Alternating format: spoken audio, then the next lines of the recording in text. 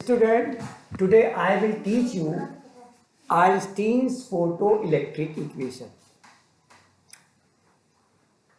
According to me, this topic is most important for the point of board examination. So far as my knowledge is concerned, this topic may be asked in the board examination which will be held in 2024. Einstein's photoelectric equation. Einstein gave photoelectric equation on the basis of Planck's quantum theory, यानी Planck's के quantum theory के base पर ही Einstein ने photoelectric equation दिया था। अब पहला question ये अराइज होता है कि what is Planck's quantum theory. तो प्लांक्स क्वांटम थ्योरी ये है कि light moves in the form of small packet और bundle of energy. This packet or bundle of energy is called photon. Energy of each photon is directly proportional to the frequency of incident light. Frequency of light कह सकते हैं, incident भी हो रही हो ना हो रही हो, लेकिन लाइट की फ्रीक्वेंसी के डायरेक्टली प्रोपोर्शनल होता है फोटॉन की एनर्जी। चलिए, Einstein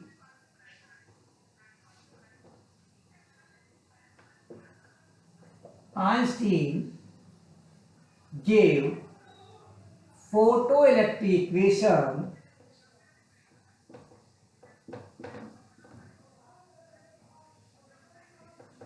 on the basis of Planck's quantum theory.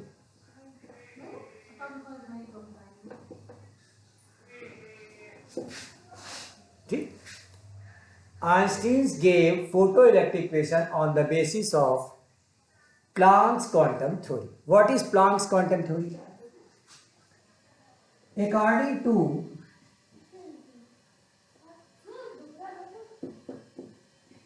Planck's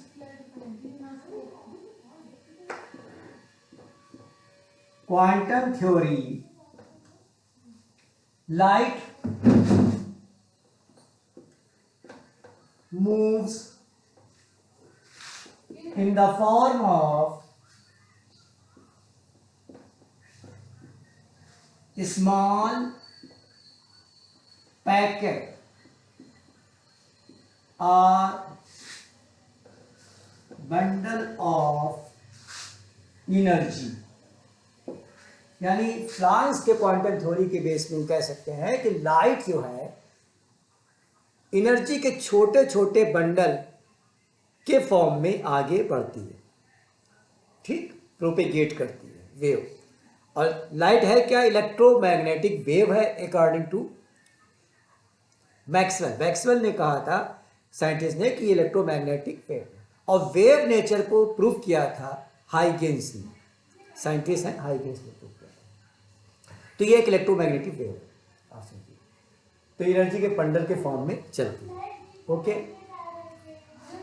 और ये जो एनर्जी ऑफ ईच फोटॉन, यानी जो energy of each packet of, या ये कह सकते हैं कि ईच पैकेट और bundle of energy is called photon.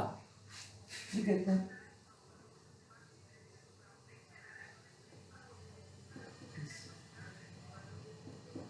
Packet of energy is called photon.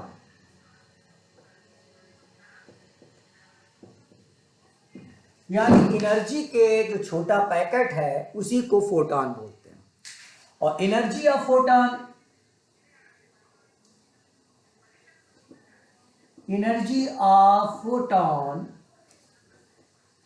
E is directly proportional to the frequency of light, where nu is the frequency of light.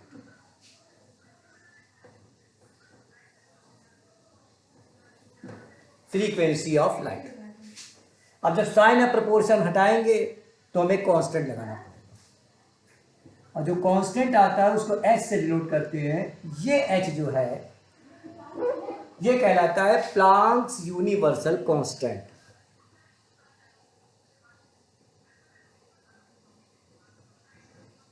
Planck's universal constant, इसको बोलते हैं Planck's universal constant. और on the basis of experiment its value is equal to 6.6 into 10 to the power -34 joule second. 34 joule second. You know joule second is the unit of angular momentum, ध्यान रखिएगा। तो ये आपका joule second हो गया। 6.6 into 10 to the power -34, -34, याद रखिएगा power. तो ये आपका एच की वैल्यू है। तो प्लांक्स की जो क्वांटम थ्योरी है वो हमने आपको बता दिया कि लाइट जो है एनर्जी के छोटे छोटे बंडल के फॉर्म में प्रोपेगेट करती है, यानी आगे बढ़ती है। ठीक, इतना नोट कर लीजिए, फिर बताया आगे। समझ में आ गया? रफ करें? चलिए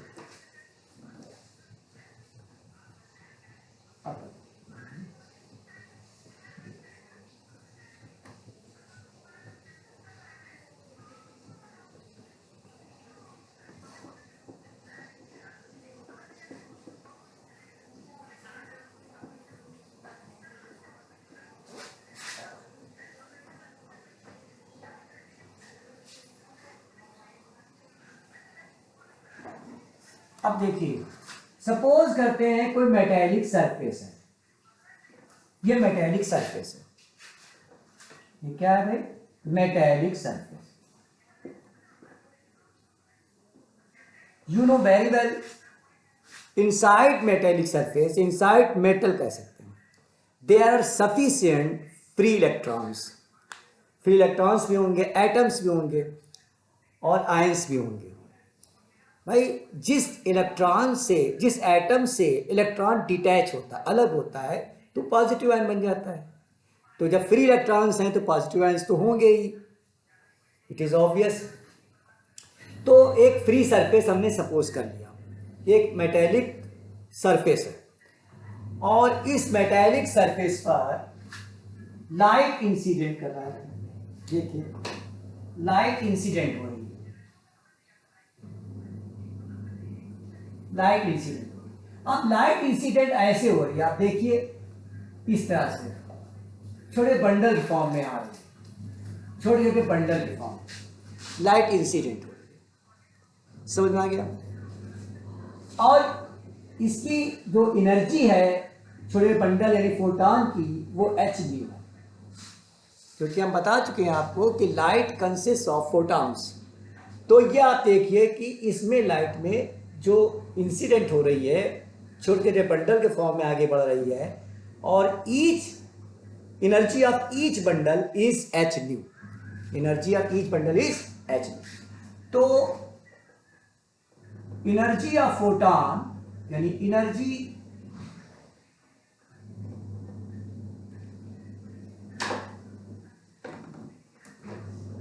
एनर्जी ऑफ फोटॉन,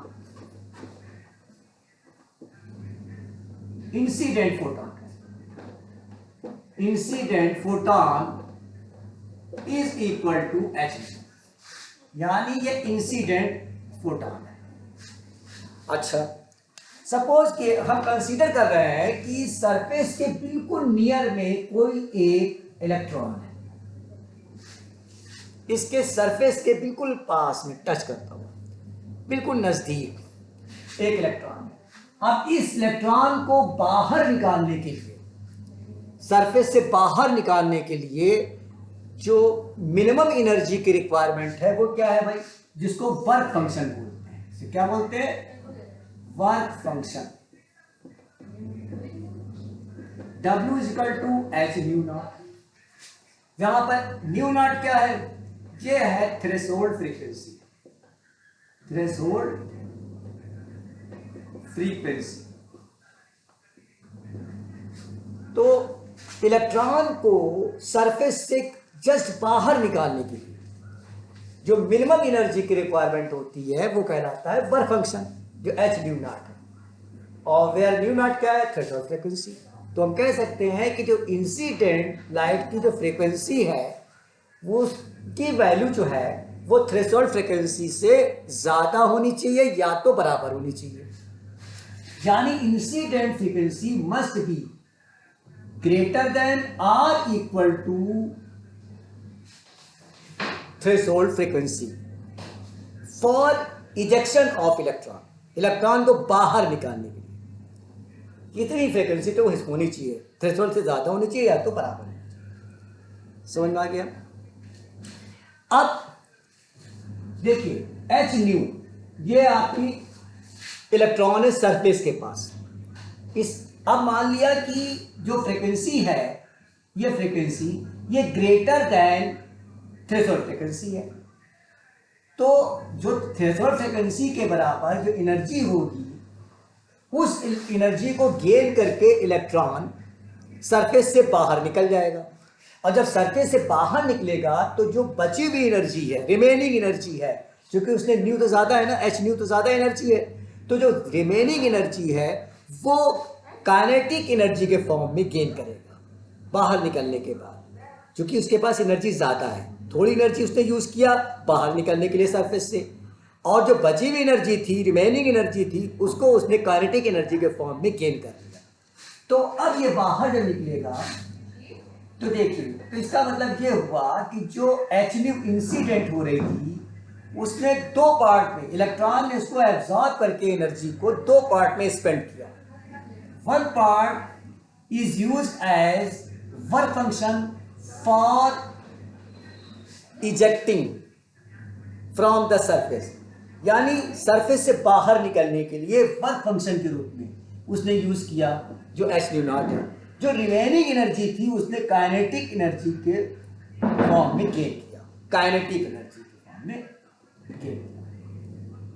अब आप देखिए, तो ये आपका इक्वेशन हो गया एक तरह से, ठीक।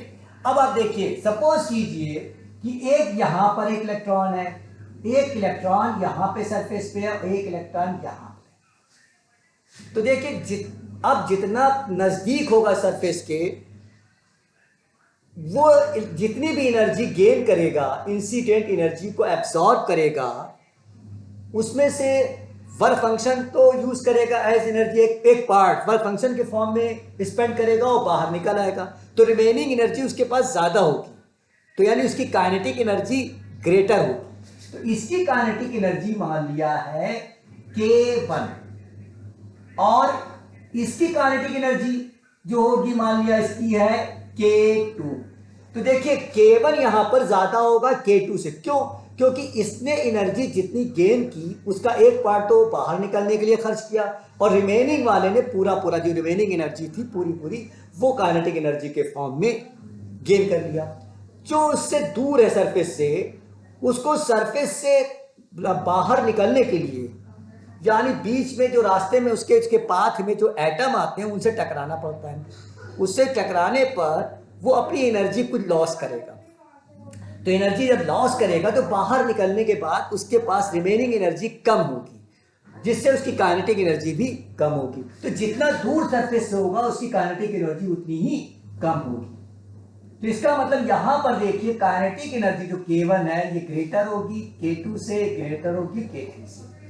समझ में आई बात? ये काइनेटिक एनर्जी, काइनेटिक एनर्जी, ये समझ में आई बात? ये काइनेटिक एनर्जी है। तो जितना दूर होगा उसकी काइनेटिक एनर्जी उतनी कम होगी। तो मैक्सिमम काइनेटिक एनर्जी वही होगी उस इलेक्ट्रॉन की होगी जो बिल्कुल नियरेस्ट होगा, सरफेस के बिल्कुल नियरेस्ट जो इलेक्ट्रॉन होगा उसकी काइनेटिक एनर्जी सबसे मैक्सिमम होगी।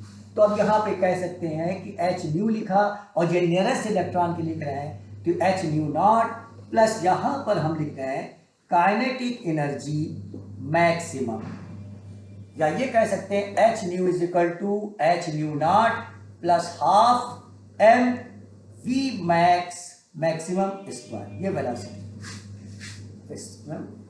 स्क्वायर। तो ये समझ में आ गया होगा आप लोग के। तो दिस इज द, अब देखिए यहां पर इसको इतना लिख लिया, अब यहां पर इसको और थोड़ा सा बना लिखें तो इसको लिख सकते हैं therefore half m v max square is equal to h nu minus nu naught. भाई इसको ट्रांसफर कर देंगे, एच कॉमन ले लिया, तो this equation is called photo electric equation. It is called Einstein's photoelectric equation. Einstein's photoelectric equation. तो ये समझ में आ गया होगा, तो अच्छी तरह से इसको तैयार कीजिए और ये इंपॉर्टेंट है। और ये जो है topic in my opinion board examination में पूछा जाए। और अब ये भी जान लीजिए, अगर ये फ्रीक्वेंसी जो इंसिडेंट फ्रीक्वेंसी है थ्रेशोल्ड फ्रीक्वेंसी से कम होगी तो there will be no ejection, कोई इजेक्शन नहीं होगा, क्योंकि वर्क फंक्शन से कम होने पर वर्क फंक्शन ही मिनिमम एनर्जी है which is required for ejection of electron. जब उससे कम एनर्जी होगी तो वो इलेक्ट्रॉन निकलेगा ही नहीं। आप समझा क्या? या यहां देख लीजिए, अगर new less than new not है तो इसका मतलब ये निगेटिव होगी काइनेटिक एनर्जी, जो कि इम्पॉसिबल, काइनेटिक एनर्जी निगेटिव होती ही नहीं। समझ में आ गया होगा अच्छे तरीके से। तो I have explained Einstein's photoelectric equation in very easy form. I expect you have understood properly, and I want to say something कि अगर आपको कुछ हमारा ये टॉपिक समझ में आया तो आप कमेंट में ज़रूर लिखिए, और जो नए हैं हमारे स्टूडेंट वो सब्सक्राइब ज़रूर करें और लाइक करें और कमेंट में भी लिखें, ठीक, जिससे कि हम इंस्पायर और अच्छा आपको करते रहें जो हमने शुरू किया है काम आप लोगों के लिए।